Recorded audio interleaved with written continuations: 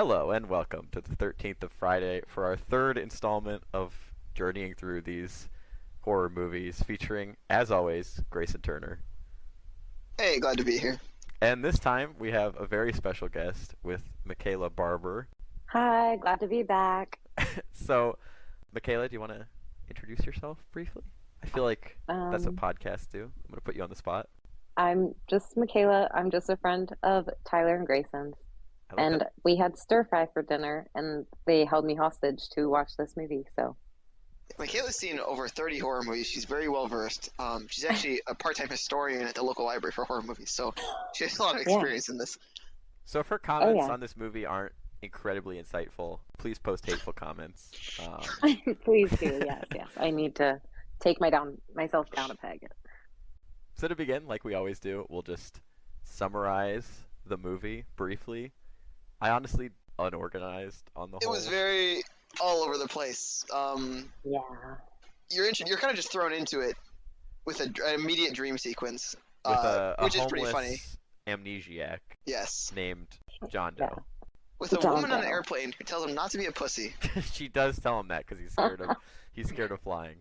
Yeah, I literally don't even know where to start here. I guess there's this John Doe. He doesn't remember anything, but he has a thing in his pocket that mentions the town of Springwood, Ohio, which, as we learned, is apparently Let's go Ohio. Put us on the map. Where Elm Street is. Fun fact, we've now learned. He's sent to like a, what would you call this place? Like a rehab? It's like it was kind of like a rehab shelter for teens and probably troubled teens is the word that but also people like use. There was one kid there named Spencer whose dad put him there, so it's I don't really know how that works. If it's a shelter, like you can't just like bring your kid to like a homeless shelter.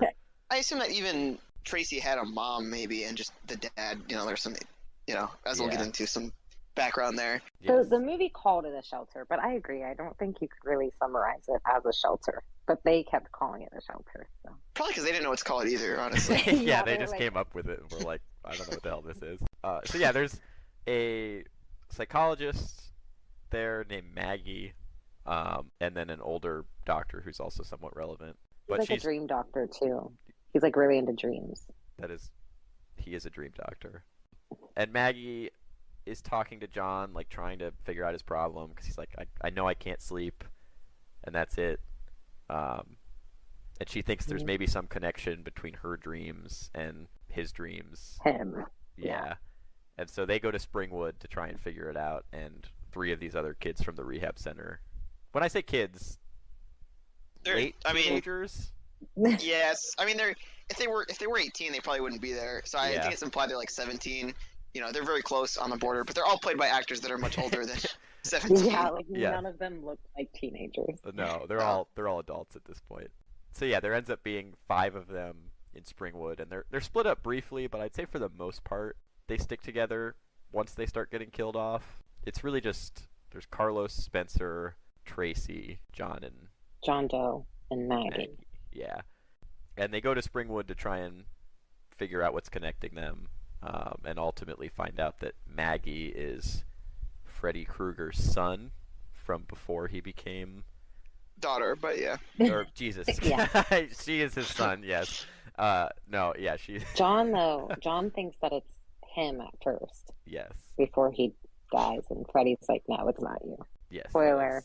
John dies. I mean, this is just the spoiler podcast. This movie's been out for 21 or 31 years. If someone's getting spoiled by this, they should have watched it before. Exactly. Well, to be fair, we hadn't watched this until 31 years after the fact. True, So she eventually learns that she's Freddy Krueger's daughter, and by this point, almost all of the teenagers have been killed, save for what's her name? Tracy.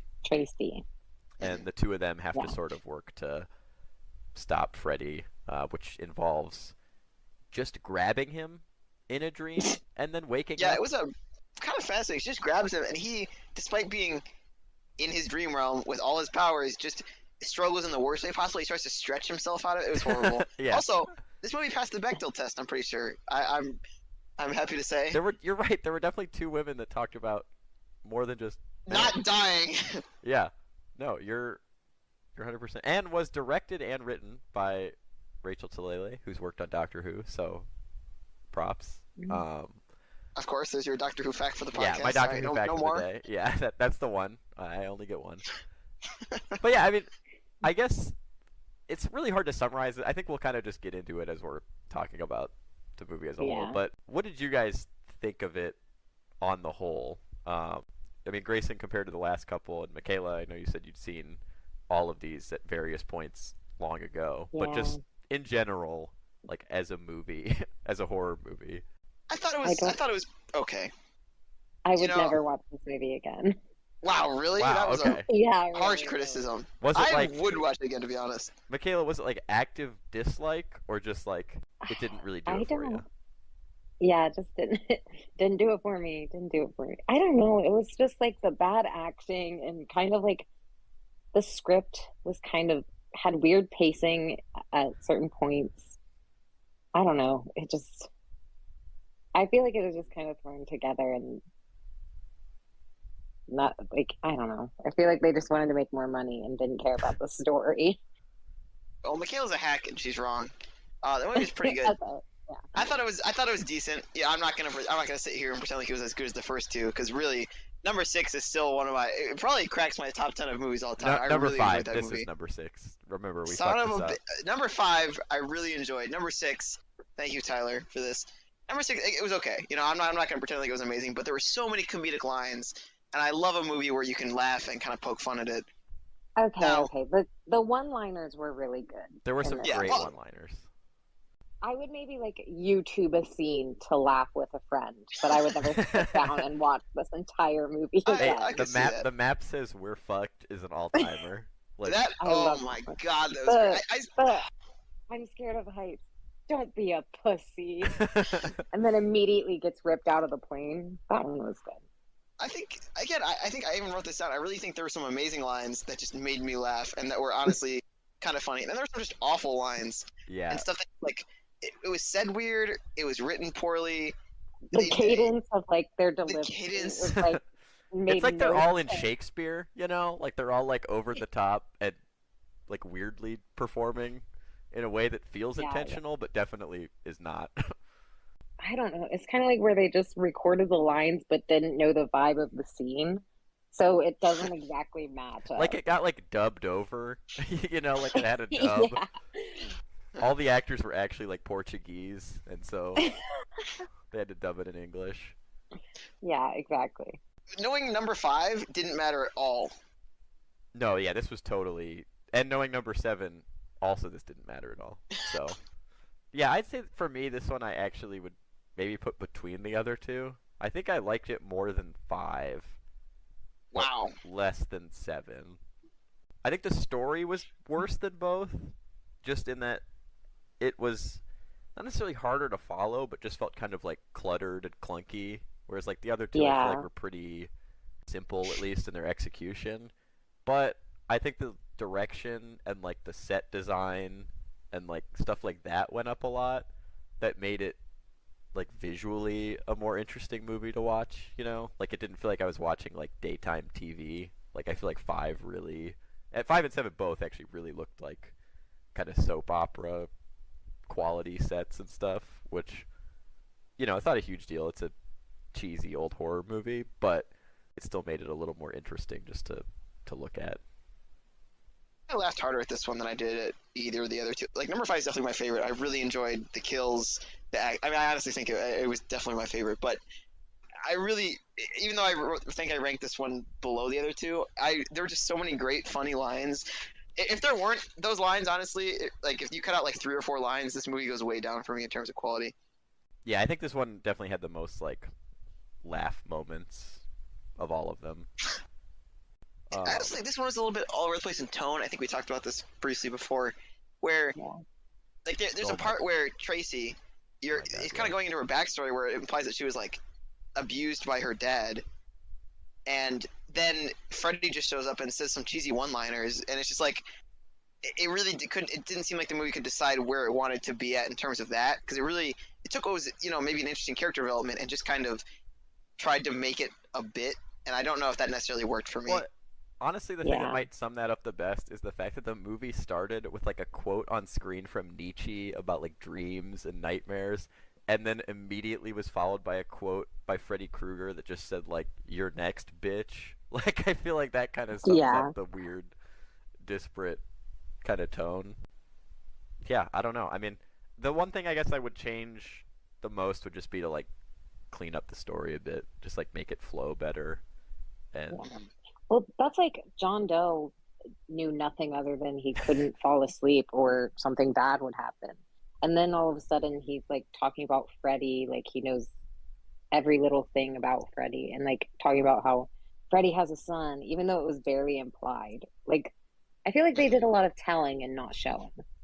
I feel like, honestly, if they just took John Doe out of this movie, it would work better. It would have been exactly the same. Like, I think it would make it just like easier to follow if it was just she goes like to Maggie the town having a weird thing because she's having weird dreams. Yeah, she needs to figure it out. Right. The kids come with her because they sneak in. Like that stuff can all be the same, and just build up the suspense a bit more rather than have this other dude who's like, "I'm Freddy's kid," like right away.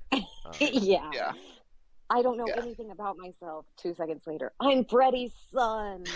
Yeah, Amnesia doesn't work great as a plot line when he just remembers everything out of nowhere and it's not explained.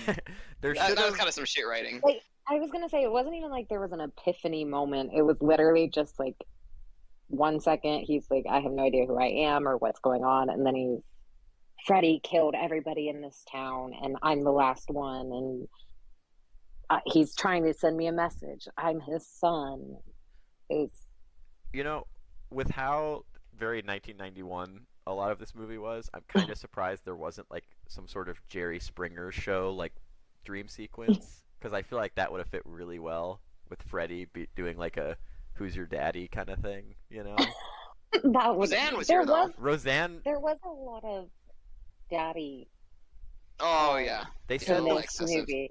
There were so many. I would be willing to bet that this is the most times I've ever heard the word "daddy" in a movie. I agree. And it wasn't even just about Freddy. Like, other characters were talking about their parents and referring to them and saying daddy. Yeah. Like Freddy was calling himself daddy and talking about other people's daddies. Like, the word daddy was said a lot. There was no dad or father. It was all daddy. It was, This is a daddy-heavy movie, for sure. Not in a good way. Not. Yeah, as opposed to some other movies. It was good. Like, I thought it was a fun watch. I think all these movies you just kind of have to view as like they're just bad, but like finding enjoyment in something that's not very good. So next up, this one's a little weird here. This is a little fucked. Is when we discuss what we think is going to have already happened in the films prior. And obviously, the fact that we messed up and watched the film prior to this one means this is sort of irrelevant, but I feel like we can still pull something here. So, specifically, Grayson, knowing that Nightmare on Elm Street 4, which is the one that we're going to watch next, is titled Dream Master. That gives you no information, but I want you to... No, it doesn't help at all. Give me at least a vague, like, 3-sentence summary of what you think is going to happen in Dream Master. Alright, well, I'm going to assume that, like a lot of older horror movies, the first one did quite well. The second one was slightly worse. The third one was ass. So I'm going to assume that the fourth one is also a cash grab, similar to what this one kind of felt like. Which, again, I think the fifth one, they really played into the campiness, so I'm hoping in the fourth they do as well, but I'm going to assume that they don't as much. Maybe the fourth one tries to be more serious. It fails, and they're like, all right, for this fifth one, we're really just going to lean into it, because that's clearly what works, and it is what works. So I think we're going to get a semi-serious movie that still has some dumb Freddy moments, but it won't be as good, and frankly, I know I'm not going to enjoy it as much as I have these first three. Will the movie look visually better or worse than 5? Oh man, I really again I think because 5 looked so bad, and like it's weird 'cause it had some amazing effects, but overall just the sets look bad. And 6 had a lot of great sets, and the effects were okay. I mean, there were some effects that were pretty cool as well. I'm gonna assume that 4 maybe is kind of in between those, so it's gonna have some okay sets, maybe not some great effects. I think it'll be kind of in the middle. Okay, I'm gonna hold you to all that. When we watch 4 and we actually love it, when it turns out to be like a piece of cinema, I'm gonna make fun of you for that moment. But you hold me to that. I honestly think you're right, though. I think just like following the trend of how I assume, like you said, yeah, the first one's probably like really good. The second one's probably like pretty good. The third one is probably going to be the worst one if I had to put my money on it. But 4 will probably also be quite bad. Yeah. And also 4, for some reason, not on HBO Max. So I don't know what's up with that, but HBO Max, get that movie on there because I'd rather not have to spend some money on it. But yes, this is a probably public plea. Public plea hey, to any executives at HBO Max. If any listeners have a copy of Nightmare on Elm Street 4 Dream Warrior or whatever the hell I just said it was called. You can guest star on this podcast if you bring it to us. We can all watch it together. Preferably send it to us in a format that we do not have, like a VHS tape or like a laser disc or something. Please, you can fly in from wherever. I don't care if you're from California, Ohio, Peru, wherever. Come here, watch the movie with us. We'll have a good time. I'll buy you a drink. Provide us a Betamax of Dream Warrior, please. We're desperate. You can marry Tyler if you bring us a Betamax. That's true, but not the player, just the Betamax. We'll just stare at it and make a podcast based on the look of the tape. I really noticed that tape had very sharp edges. Okay, well we've gotten quite far off track. Yeah, trying to predict what's gonna happen in the 4th movie based on the name alone. I think it's gonna be on Betamax. Yeah, that's good. I'll do some research before next episode to see what the strangest format you could have physically purchased that on at some point. Okay, we'll reconvene for the 4th I'm gonna make a note. episode. I'm literally gonna make a note. I'm just gonna say weird format. And we'll see how that helps. All right, so now probably I feel like I called this iconic last time, so I can't call it iconic again. But this is a crucial part of this show. This is the heart and soul of this podcast. Ranking the kills. Yes, my favorite part. Yeah, probably the most important part. So I feel like we should run through them like in order that they happen in the movie and just kind of describe them, and then we can all give our rankings. So Jason, start with who is our first kill? Carlos. Start with Carlos. Yeah. It's funny. It's weird that the first kill took a seemingly long time to get there. Honestly, poor Carlos. He really did not have a good time. He falls asleep, as everybody does when they die in this damn movie, and he wakes up in this weird sort of apartment building where it's implied that he maybe lived, and he runs into his mother, obviously a dream version of his mother, who he is afraid of making him deaf, which maybe implies he is deaf. I don't know if we ever mentioned this, and he wears a hearing aid. Yeah. Kind of an important crucial point to his aspect, character. I would say. His character is really kind of one-dimensional, that he's deaf. Yes. May or may not be Hispanic. Yeah, we're not entirely sure on that part. So anyway, runs to his mother. He's like, please don't make me deaf. His mother then sticks a Q-tip in his ear, revealed to be Freddy, pushes it all the way through, comes out the other ear, and then rips it out. It was disgusting. It was maybe the most cringe-inducing part of any of these movies so far. This was the part that I would say made my skin crawl like more than anything else in any of these, yeah. And then the rest of the scene is actually pretty cool, though. It's the scene where the sound is kind of muted when you're looking at his perspective, and Freddy is kind of just taunting him. He's right behind him, but of course he can't hear him. And he's kind of taunting him, and he's kind of chasing him around. And eventually there's this point where he drops a pin, and Carlos has to dive and catch it. He gives him the hearing aid Carlos back. I skipped a little bit, yeah. Yeah, which fuses to his head with some weird flesh spider claw thing, and seems to amplify all the sounds. So Carlos amplifies specific sounds because some things don't seem to affect him. But he's worried about things making noise. But it's water dripping at first, and that's when he realizes that it's amplified. because he it has to sounds run like over, thunder or turn off footsteps the or something. water. Yeah. Yeah. And then Grayson, like you were saying. It was a pretty cool scene. It was a pretty cool scene, and eventually he drops all these pins, and it's it's deafening.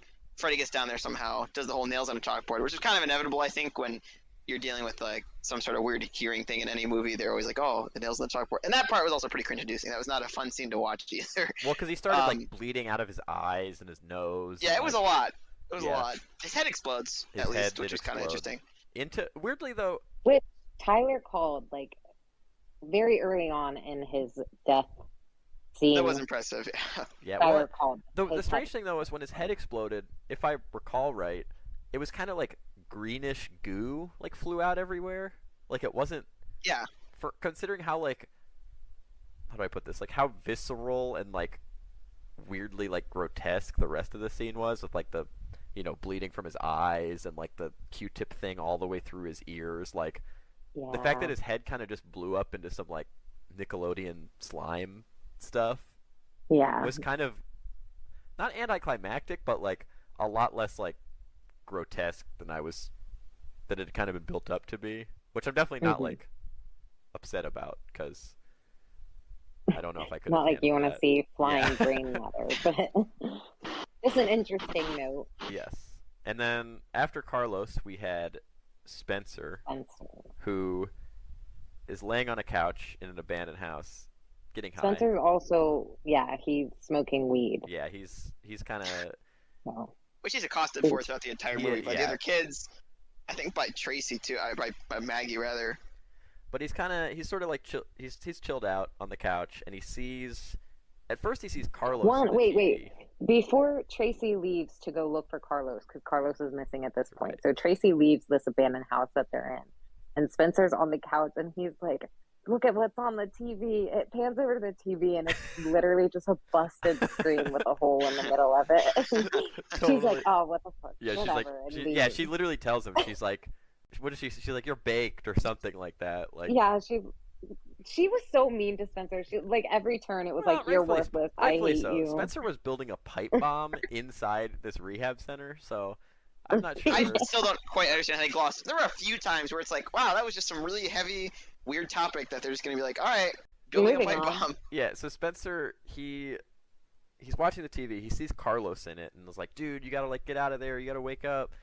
And then Freddy comes on screen and is like, well, it's actually no, it's like a weird like anti-drug PSA with Johnny Depp doing like the frying the egg in the pan, like the "this is your brain on drugs," and then Freddy is like, "Ho ho, do more drugs, kid. Like drugs rock." And there's this very weird psychedelic sequence with some sort of like, kind of out there sounding music, and he gets sucked into like the TV, and the kind of lava lamp animation like comes out of the TV, quite visually striking.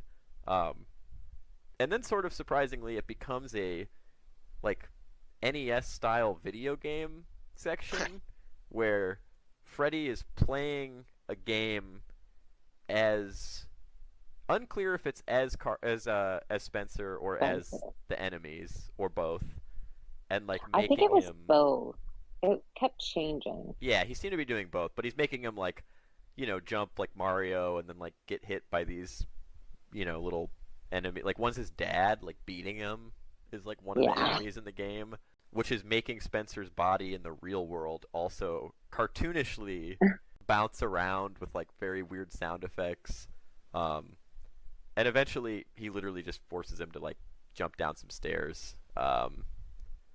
And I thought he might just break his neck or something, but he instead gets sucked into some portal to hell of some kind. Well, they couldn't have him break his neck by going down some stairs when earlier in the movie, John tumbled down a hill for a whole minute. Oh my god. Like literally a whole, probably straight up, it was very close to a whole minute. It was during the entire opening credits. Literally every credit went by on screen in the time it took John to finish falling down this hill. Imagine being excited, like, wow, you're going to be shown in the opening credits of a movie? That's going to be so cool. I wonder where you're going to be. And then it's just some kid tumbling down a hill for a whole minute, and it's just your name popping up in red. That's my name, right where he's breaking his ankle for the third time. So that was Spencer. Mikayla, do you want to handle John Doe's kind of strange saga of death. Yeah, well, maybe you guys can jump in and help, but his, so he fell asleep to go into Spencer's dream to try to get him out before he died, but which ultimately failed. But well, technically he forced Tracy to knock him out with a 2x4, but he ends up asleep, and then Spencer dies, and Maggie and Tracy are like, we need to get out of here. They drag his unconscious body to the van, and they're driving, and then it shows us John's dream, and it's similar to the beginning of the movie, where he like wakes up in his house and he goes outside and it's all nice and everything, and he stands on one of those shitty welcome rugs in bare feet. Which that's always a disgusting nightmare feeling. in and of itself. Yeah. But he seemed happy about it because it was a sunny day. And then something happens. He somehow like ends up back in the bed because it's like a loop dream. And he's like, nothing can get me out of this bed. And immediately the entire room catches on fire. And so he has to get out of the bed and jump out the window. And then the house is like in the air. So he's just free falling. And all of a sudden he has this little pull tab on his shirt that says like pull in case of emergency, and his shirt rips off and into a parachute that Freddy is just like disco balling in at the top of this parachute as he's free falling. And when that happened, when he pulls the chute, his body in the real world gets ripped out of the top of the van. Goes and flying then Freddy out with like 40 G's, just like flew out of this van. I don't know how he didn't break his neck flying out of the top of this van. And then Freddy like talks to him about how he's not, like, Freddy didn't have a son, he had a daughter, and he is cutting the straps that are holding the parachute to John. And then after he cuts them, he moves a nail bed to be underneath of him. It's Wile E. Coyote style, really. It was Wile E. Coyote. Yeah. Freddy Krueger is Wile E. Coyote. It is. Except better. More successful. That's true. Yeah, and so he falls onto those nails. And then in the real world, he's just like laying on the road with a bunch of red holes Blood in marks. his body. Yeah. And he like whispers to Maggie, he was like, he didn't have a son or something like that. Because Maggie doesn't know that she's Freddy's daughter yet. Is there some irony about the fact that he gets killed with a bed of nails, considering like the whole thing is that like a bed of nails is safe, supposedly? Yeah, it disperses the pressure or something. Yeah, so is there some irony that that's what kills him? Well, the irony is that he fell and it was funny. Yeah, so. yeah. The irony Also, is that his clothing became his parachute. He was like, his shirt was like gone immediately. It literally ripped off and became the parachute. It was so funny. Yes. Well, that's like at the beginning of the movie when it's showing his dream sequence. It's a full-on like Wizard of Oz. Yeah, literally Freddy's on the broom. the broom, like the Wicked Witch. Yeah, wearing a witch costume, in fact. But the way that Freddy moves the bed of nails like onto the road is really funny too, because he's kind of like leaning against it. I don't know, it's hard to explain, but it's really funny. He's just nonchalant, laying in the middle of this road and pushes this bed of nails into the middle of it. And then our final kill would be Freddy, which I guess requires like a little plot setup. So Maggie figures out she's adopted, and that these dreams she's having are about like this memory of her being a little kid, and basically finding out her dad's a murderer by like seeing some weird shit in his basement, including his indoor garden. And then also seeing Freddy then kill her mom for like finding out what he was doing. And we learn that so Freddy was like a weird kid who was like killing hamsters and like torturing animals and stuff, and like all the town hated him because he was kind of an outcast. And then he starts murdering people. He kills his wife. He's killing a bunch of kids, and then the town in sort of mob justice like burns him alive. His house down. Yeah. But he gets like intercepted by these dream spirit things that inhabit his body and give him sort of eternal life in a way. Powers. Yeah, dream powers. At the beginning, there's this doctor at the shelter that explains. There's this poster with these 3 snake-looking things, and he explains that they're like dream spirits, and they give the like human with like the darkest soul or something the power to like go between the line of like dreams and reality. So those are what give Freddy his power to manipulate others' dreams and stuff like that. Yeah, and the doctor and Tracy and Maggie, like the doctor is kind of helping to formulate this plan on like how to kill him. Because first Tracy has a dream where like her abusive father like tries to abuse her, and then Freddy shows up, and then the doctor has a dream, and he manages to like take a piece of Freddy's shirt when he wakes up. So he's like, if we're holding on to him, like his material, like we can pull him out, and then in the real world we might be able to hurt him. And so Maggie does do that. She grabs him, they wake her up, she brings him out with her, and they go down to like this contraband storage of like stuff that the kids had snuck in, and there's like a baseball bat with nails in it. There's a crossbow. There are ninja stars. Like just some and the pipe bomb. The pipe bomb. Like there's just insane shit down there, and they pretty much just try and. Maggie gets stuck in this room with them. The other two are sort of back, and she just kind of beats the shit out of him for a few minutes. Like, yeah, she goes to fucking town. There's a couple close shaves where like she kind of waits, she hesitates, and like he's able to kind of get to her for a minute. But yeah, she hits him with the nail bat. She like spikes him to a wall with like all these knives and shit she throws at him, and then she uses his own glove. She's like taunting her about, and like, or uses his own glove and like cuts open his stomach, and then shoves the pipe bomb in him, and he explodes, and you see his head fly out towards the screen. His mouth opens, revealing his head again, like within his mouth, and then that explodes, and the three little like spirit snake things fly out of him and are just kind of like laughing. I think like they're just like yeah, that was insane. They're having a good time, and then of course it kind of just ended right after that. Like the three of them were just like, well, that's it. Freddy's dead. There wasn't really any follow up. Roll credits. Like we're over. Like this is it. No more of these. So and then they proceeded to make another. Yeah, and a remake, and yeah, the crossover. Yeah, they were not done. But those were the 4 kills of the movie. So, Grayson, if you want to start, how would you rank these? Okay, so I'll start with my least favorite, which is probably John. I didn't think anything was awful about it. It was just kind of bland. Like the parachute of the shirt thing was kind of interesting, falling on the spikes, but his whole character was kind of meh, which doesn't really influence the kill that much, but it didn't also make me care about him dying. And I think it was just kind of, dream sequence, fall from a height, land on a bed of spikes. Like, okay. Now my third favorite was Spencer. I really liked the lead up, the whole video game sequence, the whole being sucked into the TV.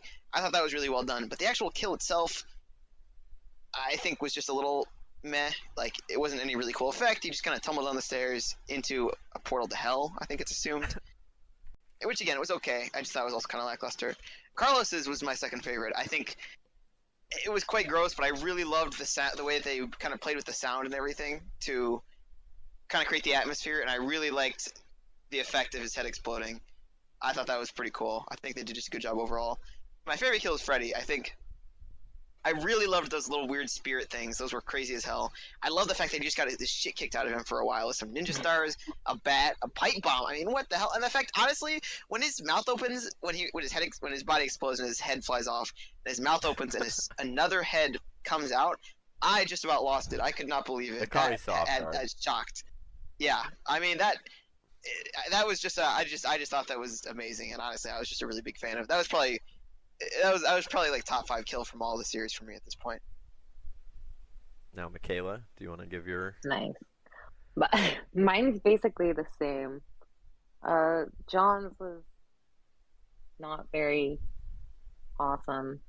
I really did like the build up to Spencer's also. I especially liked when it showed what his body was doing outside of the dream. Like he was just kind of bouncing around the house and punching the walls, and It was You know really how fun. you know how in Scooby Doo like the characters will have like that cartoon like run sound effect?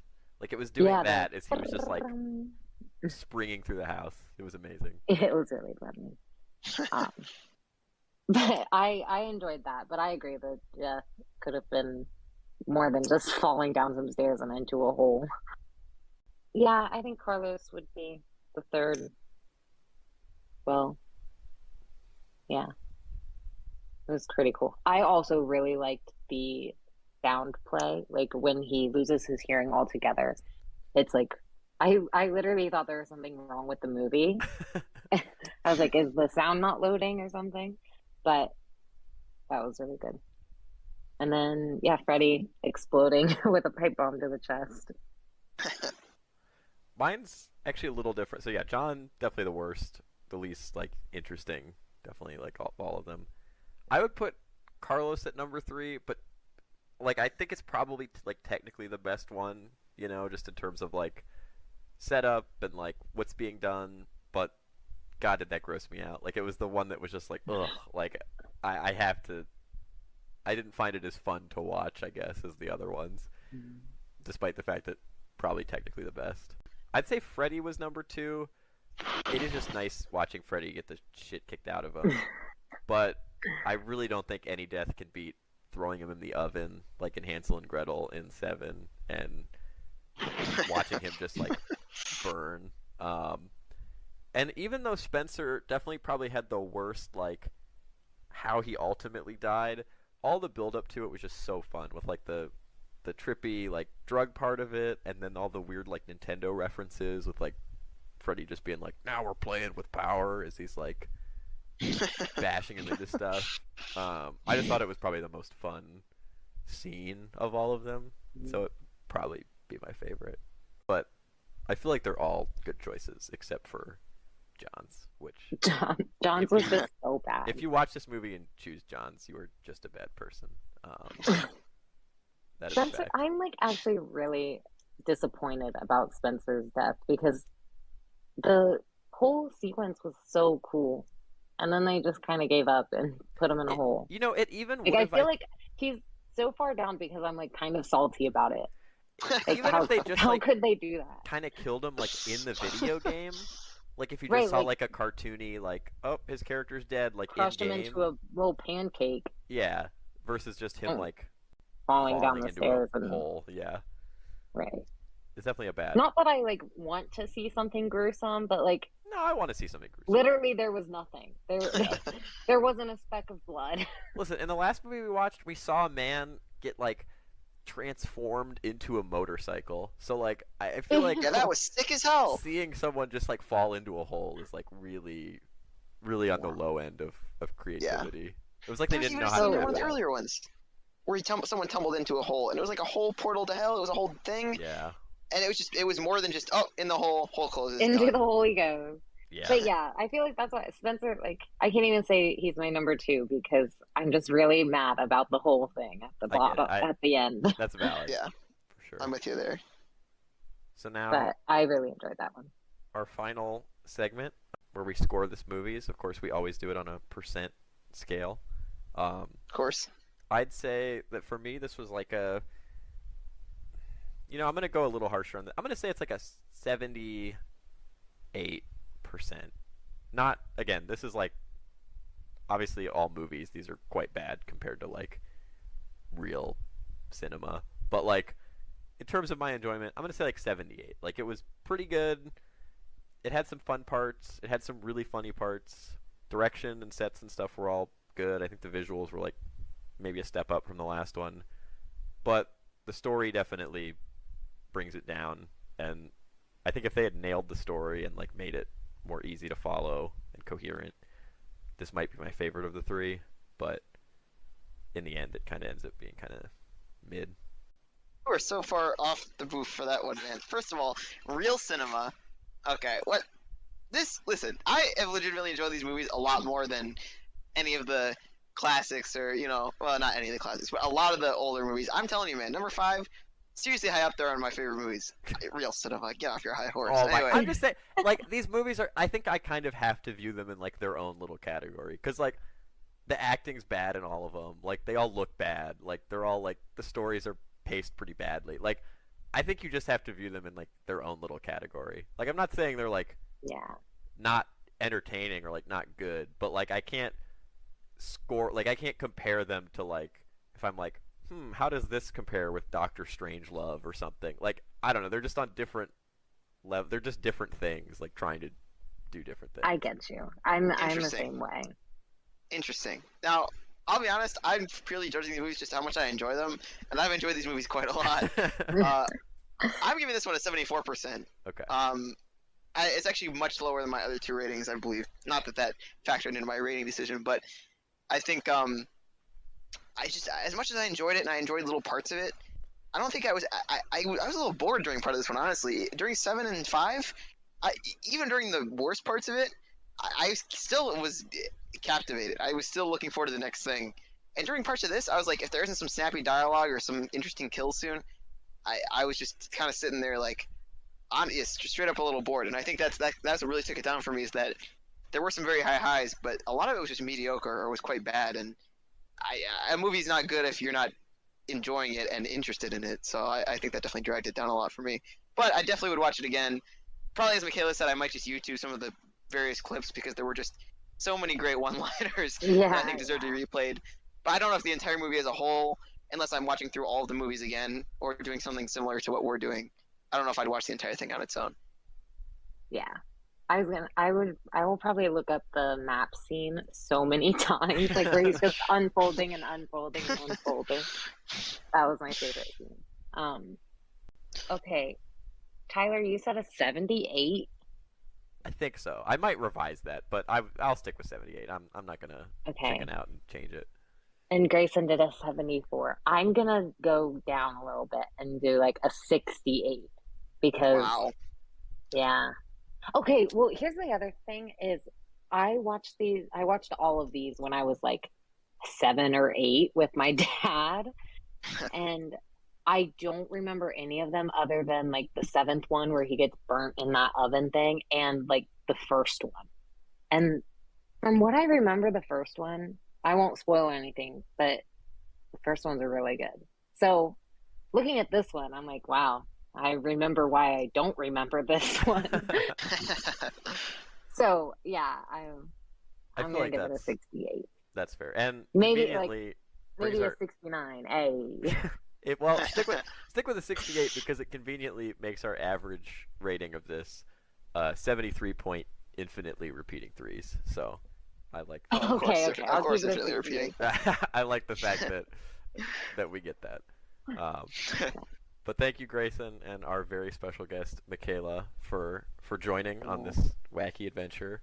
And thank you to everyone listening to hear us continue talking about these very enjoyable and bizarre movies. Join us next time as we go back after I buy the next film, probably, or somebody sends us a weird old format copy, maybe, possibly. Nightmare on Elm Street 4, The Dream Master.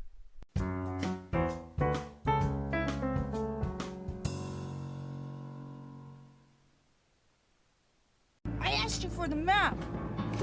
What? Yeah, well, the map says we're fucked.